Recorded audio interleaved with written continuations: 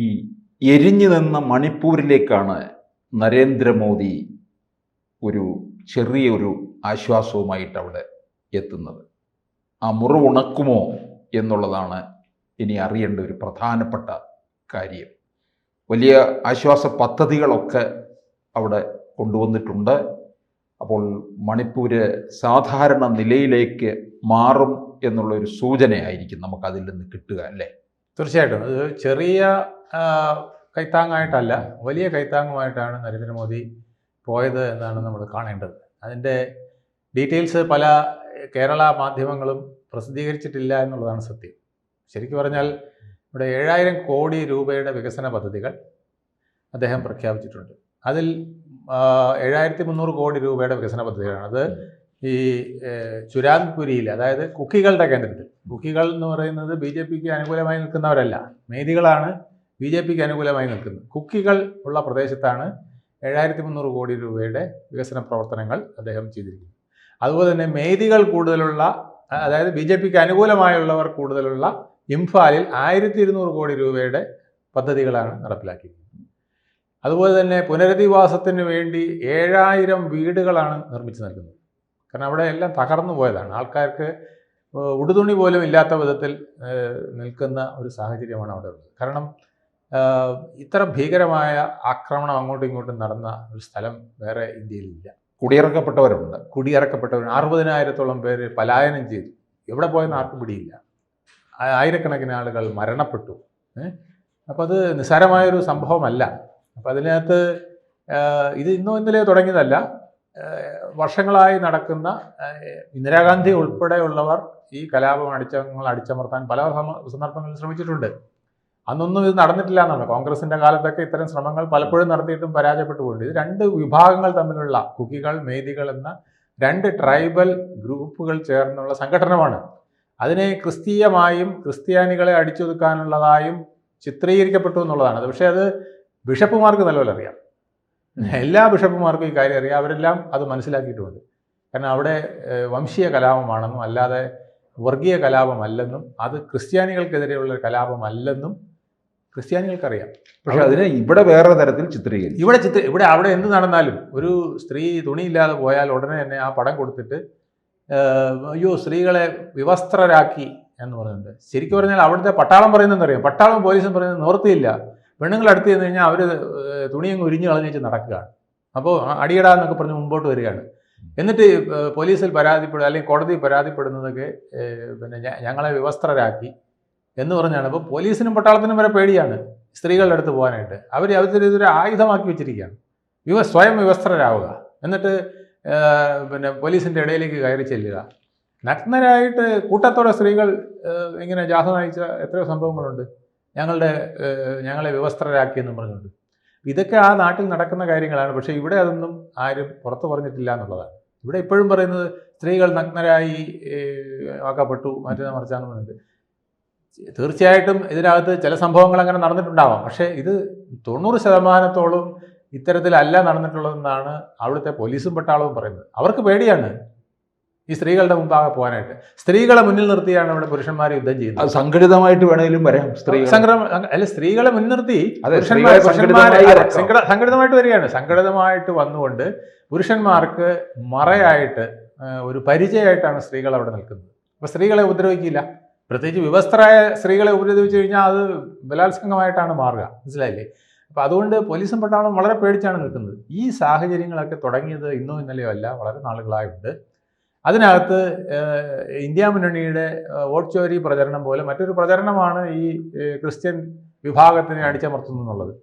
Christian വിഭാഗത്തിനെ അടിച്ചമർത്തുന്നെങ്കിൽ സിക്കിമിലും ഒക്കെയാണ് കാരണം അവിടെ 100% ക്രിസ്ത്യാനികളുള്ള സ്ഥലങ്ങളാണ് ഈ പറഞ്ഞ മറ്റ് പിന്നെ 7 സിസ്റ്റേഴ്സിലുള്ള സ്ഥലങ്ങൾ.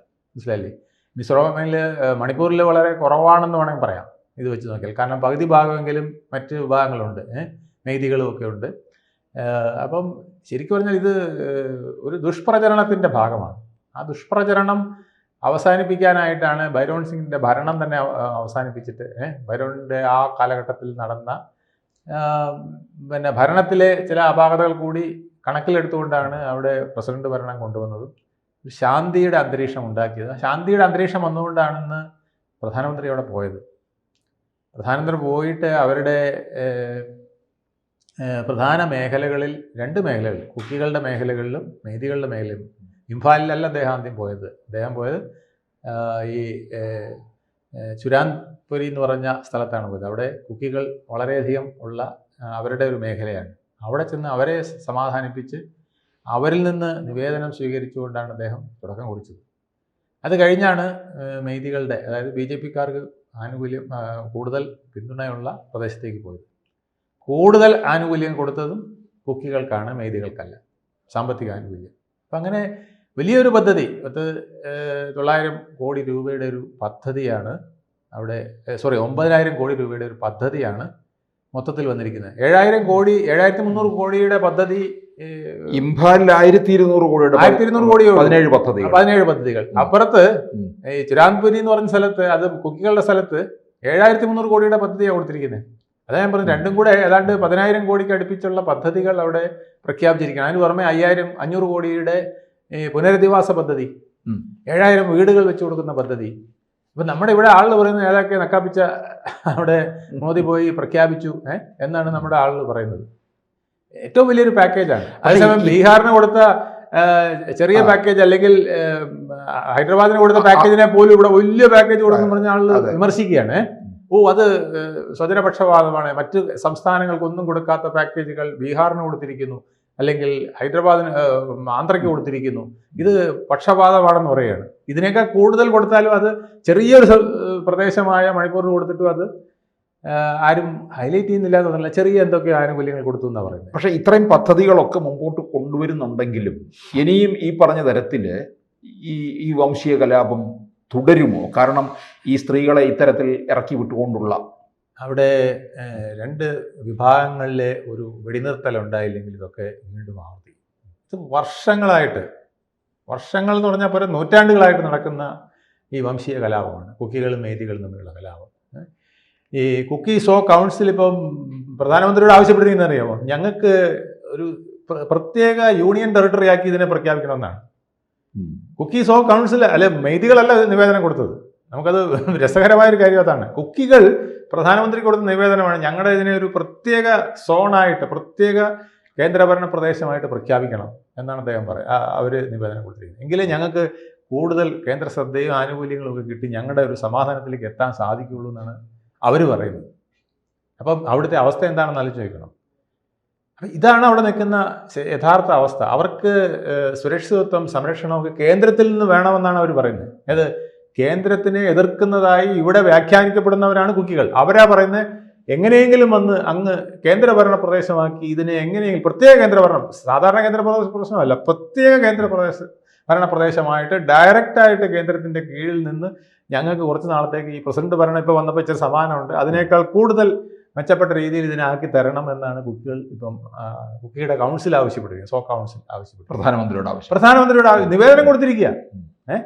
സാധാരണ ഇതിൽ തിരിച്ചല്ലേ വരണ്ടേ? കേന്ദ്രത്തിനുമായിട്ടോ മോദിയുമായിട്ടോ വിശ്വാസമില്ലെങ്കിൽ അവരെന്താ ചെയ്യേണ്ടേ? ഞങ്ങൾക്ക് സ്വാതന്ത്ര്യം തരണം, ഞങ്ങൾക്ക് എത്രയും പെട്ടെന്ന് ജനാധിപത്യ സർക്കാരിനെ ഉണ്ടാക്കാൻ അവസരം തരണം എന്നല്ലേ പറയണ്ടേ? അതല്ല അവർ പറഞ്ഞത്, അവർ തിരിച്ചാണ് പറഞ്ഞത്. അപ്പോൾ അവർ കേന്ദ്ര ഗവൺമെൻറ്റിൽ വലിയ പ്രതീക്ഷ അർപ്പിച്ചിരിക്കുന്നു, നരേന്ദ്രമോദിയിൽ വലിയ പ്രതീക്ഷ അർപ്പിച്ചിരിക്കുന്നു എന്നുള്ളതാണ് അത് കാണിക്കുന്നത്. അവിടെ നമ്മൾ ഉദ്ദേശിക്കുന്ന പോലെ ഈ ഹിന്ദു ക്രിസ്ത്യൻ വർഗീയതയോ അല്ലെങ്കിൽ ഹിന്ദുക്കൾ ക്രിസ്ത്യാനികളെ അടിച്ചു ഒതുക്കുന്നതായ പ്രശ്നമല്ല. അങ്ങനെയാണ് വേറെ ഒരുപാട് 100% ക്രിസ്ത്യാനിറ്റി ഉള്ള സംസ്ഥാനങ്ങൾ അവിടെ കിടക്കുകയല്ലേ, യൂണിയൻ ടെറിട്ടറിയിൽ കിടക്കുകയല്ലേ. അവിടെയൊന്നും അല്ലല്ലോ ഈ പ്രശ്നം ഉണ്ടാകുന്നത്. ഇത് തീർച്ചയായിട്ടും ഇത് വർഗീയ പ്രശ്നമല്ല, വംശീയ പ്രശ്നമാണ്. അത് കുറേ നാളുകളായിട്ട് 2 വിഭാഗങ്ങൾ തമ്മിലുണ്ടായിരിക്കുന്ന ആ കൾട്ടിൻ്റെ ഇത് 18-ാം നൂറ്റാണ്ട് മുതലുള്ളതാണ്. 18-ാം നൂറ്റാണ്ടിൽ അവിടെ ക്രിസ്ത്യാനിറ്റി ബ്രിട്ടീഷ് മിഷണറിമാർ അവിടെ പോയി പ്രവർത്തനം തുടങ്ങിയതാണ്.